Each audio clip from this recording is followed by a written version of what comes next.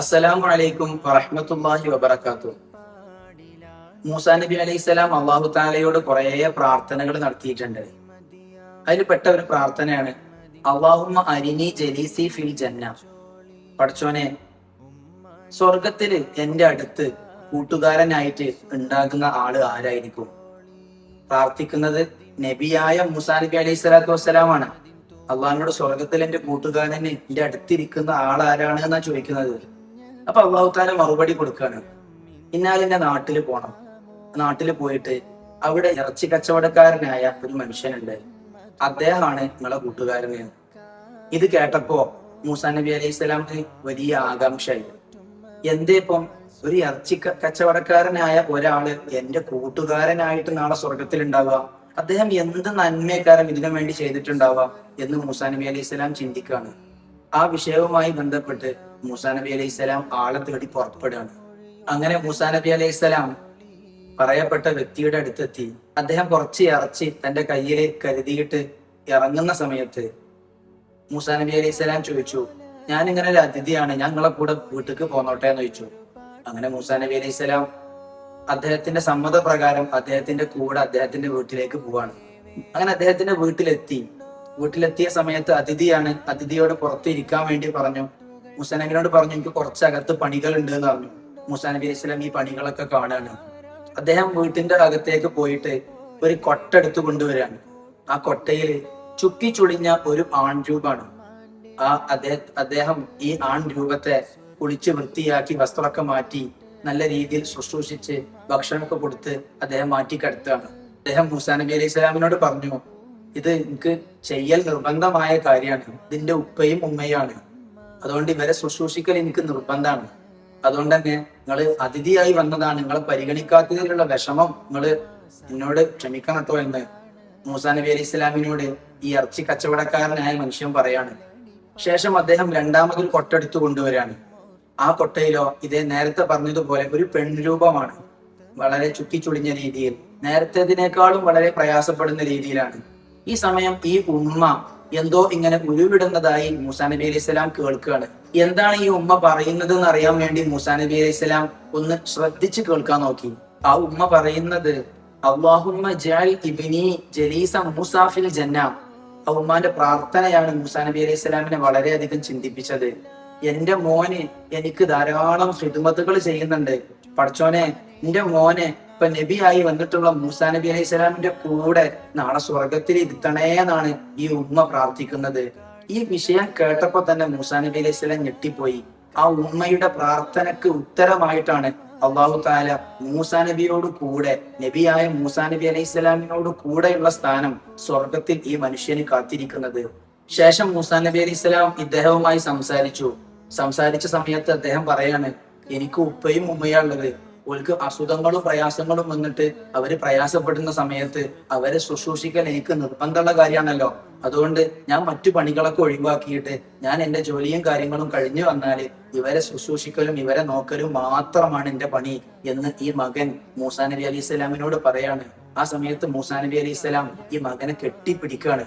ഇദ്ദേഹത്തെ കെട്ടിപ്പിടിച്ചുകൊണ്ട് അദ്ദേഹത്തോട് പറയാണ്, അന കരീമുല്ലാഹി മൂസാ നബി അലൈഹി സ്വലാം, ഞാനാണ് മൂസാ നബി അലൈഹി സ്വലാത്തു വസ്സലാം.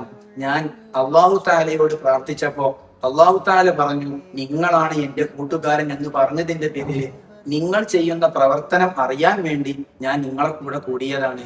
എന്ത് നന്മയാണ് നിങ്ങൾ ചെയ്തതെന്ന് മനസ്സിലാക്കാൻ വേണ്ടിയിട്ട്. അതുകൊണ്ട് നിങ്ങളാണ് എന്റെ സ്വർഗത്തിലെ കൂട്ടുകാരൻ എന്ന് മൂസാ നബി അലൈഹി സ്വലാത്തു വസ്സലാം ഈ മനുഷ്യനോട് പറയാണ്. ഇവിടെ നമ്മൾ പോയിന്റായി അടിവരയിട്ട് ചിന്തിക്കേണ്ട ഒരു കാര്യമുണ്ട്, ഈ ഉമ്മയുടെ പ്രാർത്ഥന.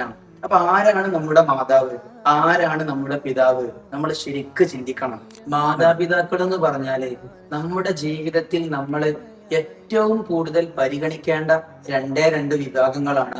അവരെ നമ്മൾ ഒരിക്കലും ഒരു വിഷയത്തിലും അവരെ നമ്മൾ തരം താഴ്ത്തിക്കൂടാ, അവരെ നമ്മൾ മോശമാക്കിക്കൂടാ, അവരോട് മോശപ്പെട്ട രീതിയിൽ പെരുമാറിക്കൂടാ. ഖുർആൻ പോലും പറയുന്നത് ഫലാ തഖുൽ ലഹുമാ ഉഫിൻ വലാ തൻഹർഹുമാ വഖുൽ ലഹുമാ ഖൗലൻ കരീമാ.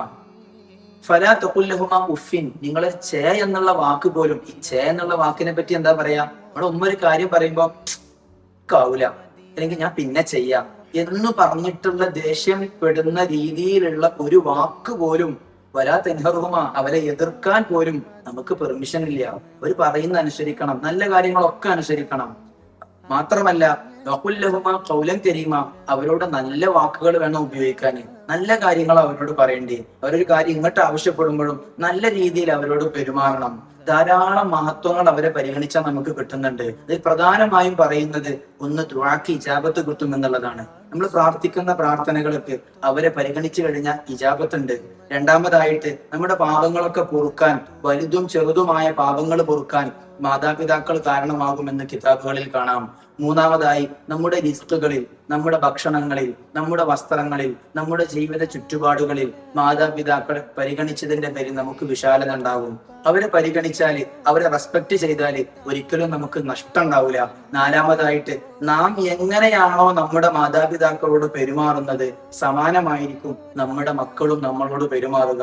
അതുകൊണ്ട് അവരെ നമ്മൾ നല്ലോണം പരിഗണിക്കണം. റിളല്ലാഹി ഫീ റിളൽ വാലിദൈൻ, സഖത്തുല്ലാഹി ഫീ സഖത്തിൽ വാലിദൈൻ എന്നാണ്. അതായത് മാതാപിതാക്കളുടെ തൃപ്തിയിലാണ് അള്ളാഹുവിന്റെ തൃപ്തി, മാതാപിതാക്കളുടെ കോപത്തിലാണ് അള്ളാഹുവിന്റെ കോപം. അതുകൊണ്ട് അവരെ പരിഗണിക്കണം. മാതാപിതാക്കൾക്കും വേണ്ടി നമ്മൾ എപ്പോഴും പ്രാർത്ഥിക്കണം. 5 വക്ത് നിസ്കാര ശേഷവും രാത്രി കിടന്നുറങ്ങുമ്പോഴും ഉറങ്ങി എണീറ്റ സമയത്തൊക്കെ അവർക്ക് വേണ്ടി എല്ലാ സമയത്തും നമ്മുടെ പ്രാർത്ഥനകൾ ഉണ്ടാകണം. പ്രത്യേകമായിട്ടും റബ്ബി റഹംഹുമാ കമാ റബ്ബയാനി സ്വഗീറ, പടച്ചോനെ ഞാൻ ചെറുപ്പമായിരുന്നപ്പോൾ അവർ എന്നെ കരുതലോടെയും സ്നേഹത്തോടെയും പെരുമാറിയതുപോലെ, സംരക്ഷിച്ചതുപോലെ അവരെ നീ സംരക്ഷിക്കണേ എന്ന് പറയുന്ന അർത്ഥമുള്ള വലിയ പ്രാർത്ഥനയാണത്. അതുകൊണ്ട് ആ ദുആ എല്ലാ സമയത്തും രക്ഷിതാക്കളും വിദ്യാർത്ഥികളൊക്കെ ആവർത്തിച്ചു പ്രാർത്ഥിക്കേണ്ടതാണ്. വഖ്ഫിദ് ലഹുമാ ജനാഹൽ ദുല്ലി മിനർ റഹ്മ, അവരോട് കാരുണ്യത്തോടെ പെരുമാറണം. സ്നേഹത്തിന്റെ ചിറകുകൾ അവർക്ക് താഴ്ത്തി കൊടുക്കണം. സമാധാനത്തില്, സാഹോദര്യത്തില്, സ്നേഹത്തിന്റെ ഭാഷയിൽ വേണം അവരോട് പെരുമാറാൻ. കൃപയുടെ വാതിലുകൾ അവർക്ക് വേണ്ടി തുറന്നു കൊടുക്കണം. എന്തെങ്കിലും ചെറിയ രീതിയിൽ മാതാപിതാക്കൾ ദേഷ്യപ്പെട്ടതിന്റെ പേരിൽ ഭക്ഷണം കഴിക്കാതെ വീട്ടിൽ നിന്ന് ഇറങ്ങിപ്പോവുക, അവരോട് തെറ്റിയിട്ട് മിണ്ടാതിരിക്കുക, അല്ല അവർ ഫോൺ വിളിച്ചു കഴിഞ്ഞാൽ എടുക്കാതിരിക്കുക, ഇതൊക്കെയെന്ന് പറഞ്ഞാൽ വളരെ പ്രയാസപ്പെടുത്തുന്ന കാര്യങ്ങളാണ്. അവരൊക്കെ എത്രത്തോളം ആ സമയം പ്രയാസപ്പെടും എന്ന് അറിയണമെങ്കിൽ നമ്മളൊരു മാതാപിതാക്കളാവണം. അല്ലാഹു തആല നമ്മുടെ മാതാപിതാക്കൾക്കൊക്കെ സന്തോഷം നൽകുമാറാകട്ടെ. അസ്സലാമു അലൈക്കും വറഹ്മത്തുള്ളാഹി വബറകാതുഹു.